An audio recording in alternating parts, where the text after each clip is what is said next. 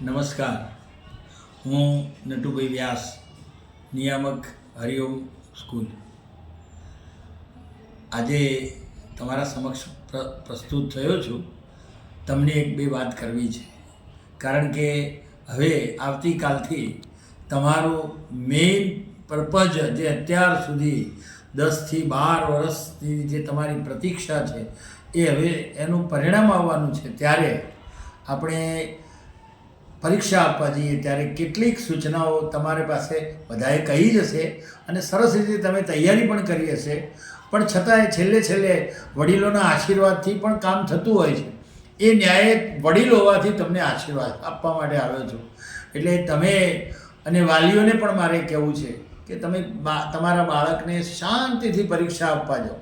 તમારે એટલું કામ કરવાનું છે કે બાળક જ્યારે ઘેરથી નીકળે ત્યારે પેલી રિસિપ્ટ રહી નથી ગઈ ને, પહોંચવાનું છે જે સ્થળે એ સ્થળનું બરાબર ખ્યાલ છે ને. રસ્તામાં ક્યાંય ટ્રાફિક નડવાનો હોય તો થોડાક વહેલા નીકળીને પણ સમય કરતાં 5 મિનિટ વહેલા સ્થળ ઉપર પહોંચી જાઓ અને બાળકને જરાય પણ ટ્રેસ ન થાય, ગભરામણ ન થાય કે હવે શું કરીશ એવું ન થાય. એટલા માટે આ પૂરું આયોજન કરીને તમે વાલીઓની જવાબદારી છે. તમે તમારા બાળકને પરીક્ષા સ્થળ સુધી લઈ જજો, પછીનું બાળક ઉપર છોડી દેજો. પછી એને વારંવાર ટોક ના કરતા, એને કહેતા નહીં કે આ વાંચું કે આ વાંચ. બધું સરસ જ એણે તૈયારી કરી છે અને મા સરસ્વતી એની સાથે છે. પછી તમારે કંઈ ગભરાવાની જરૂર નથી. બહુ સરસ પરિણામો આવવાના છે.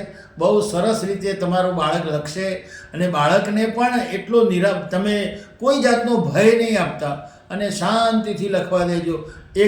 આનું બાળકે આમ લખ્યું ને આને આમ લખ્યું ને એવી ચર્ચા જ અત્યારે અસ્થાને છે. એની પાસે હવે કશી જ અપેક્ષા તમારે રાખવાની નથી. બાળકને સ્થળ સુધી પહોંચાડવાની જવાબદારી સિવાય તમારે કોઈ એને બીજી વાત પણ કરવાની નથી. એની રીતે એને લખવા દો. એ બાળક સરસ જ લખશે અને સુંદર લખશે. પેપરનું પણ આયોજન કરજો. હવે મારે બાળકોને પણ કહેવું છે કે તમે જઈને પેપર હાથમાં આવે એટલે ગભરાઈ ના જતા. સરસ રીતે પેપર આવ્યું છે, આખું વાંચી જજો અને વાંચ્યા પછી તમને જે ગમતા પ્રશ્નો છે પહેલાં એને લખી નાખજો અને પછી તમે નિરાંતે પેપર લખવાની શરૂઆત કરજો. આયોજન કરજો કે આ આખા પ્રશ્નો છે 3 કલાકમાં પૂરા થઈ જવા જોઈએ. એ 3 કલાકનું આયોજન કરીને શાંતિથી પેપર લખીને અને પરમાત્મા ઉપર બહુ ઊંડો વિશ્વાસ રાખીને, માં સરસ્વતીની કૃપા તમારી પર છે એ રાખીને તમે ત્યાં પેપર લખો. મારા અને અમારા વડીલોના તમને બધાને ખૂબ ખૂબ આશીર્વાદ છે. ધન્યવાદ.